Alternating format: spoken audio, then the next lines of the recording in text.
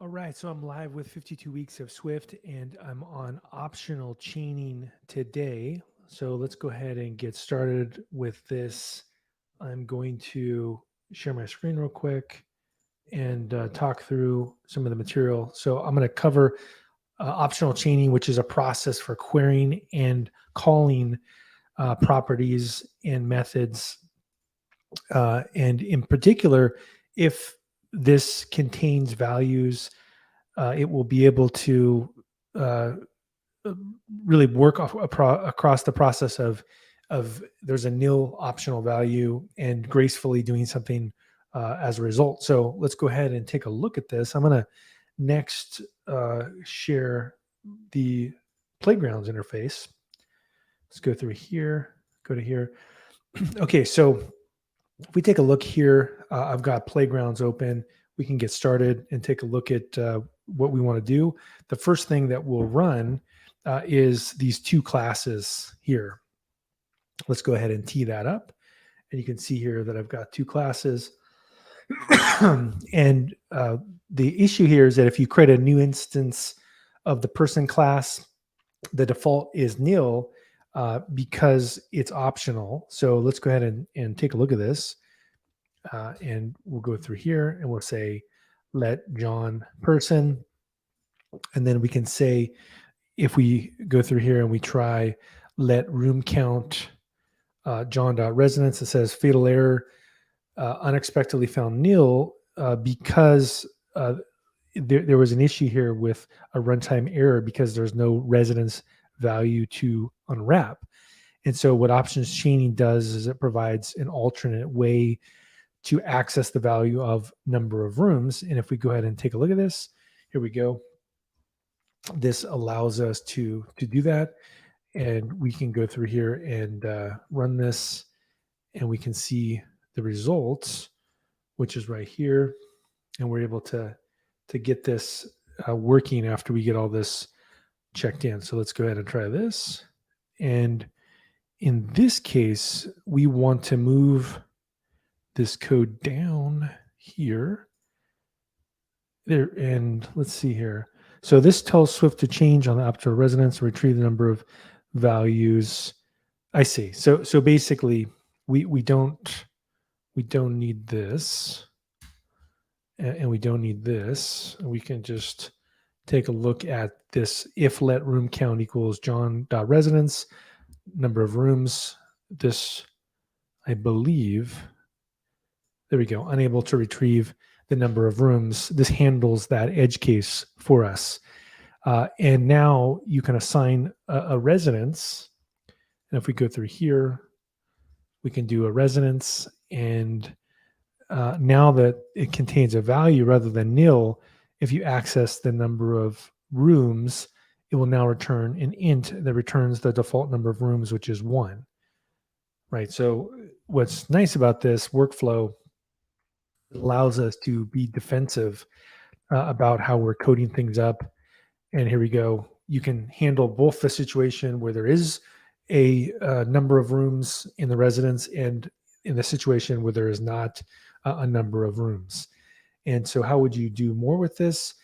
Well, one of the things you can do is we can actually expand on this. So let's go ahead and make a new instance here.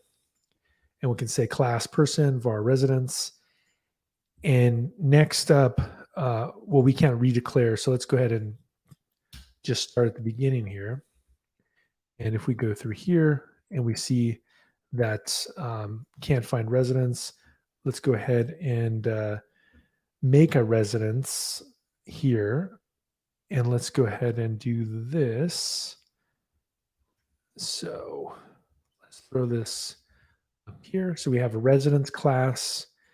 And now we have a person. Let's see what happens. So I think what we need to do is put some of this code back in here. And what we need is a class residence. Let's go ahead and start this. Let's build this together. That's the original. Here's our new one. There we go. We got that working. Now if I scroll down, I can go here and just tweak this a little bit. And so if I wanted to make a slightly more complex version of this, what I would do is make a big class here that looks like this. Let's go ahead and do this. We've got class resident of our rooms. We have a mutable variable. We have a subscript. We have a get, a setter, a function number of rooms. Does this actually work? So we see residence is ambiguous. So let's get rid of this one. And now let's run it again. That works. Cannot find room in scope. And so what we need to do is define a room. Let's go ahead and do that above. There you go. We have a room.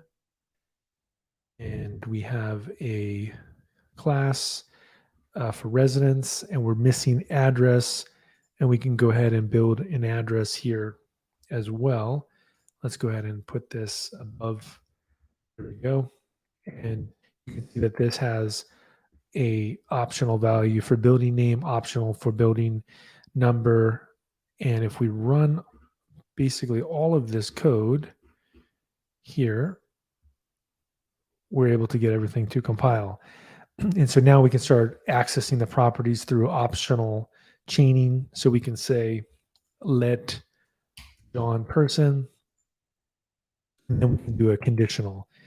And this should let us basically say here, if the immutable variable room count is set, then we're able to say how many rooms. Otherwise, we're not able to retrieve the number of rooms. If we run this, we can see we're unable to retrieve the number of rooms because it's nil, but we can also set the value. So we can go down here and we can change that and say set value of rooms.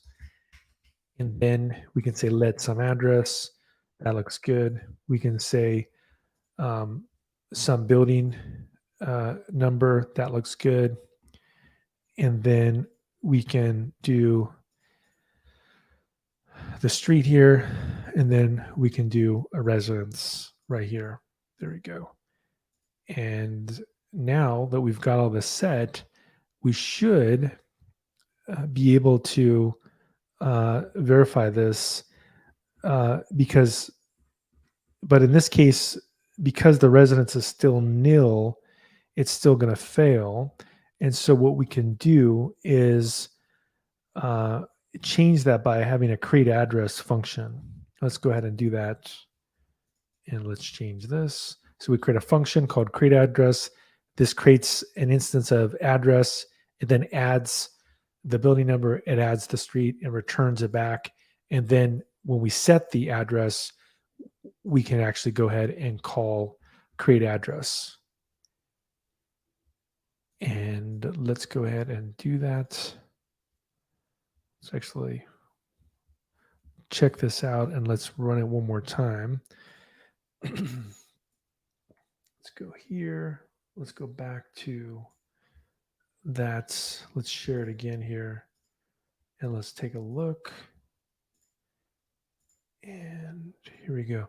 Yeah, so I think what we're doing is that this, if let room count in that particular scenario, let's just run everything again. So let's go here and let's compile.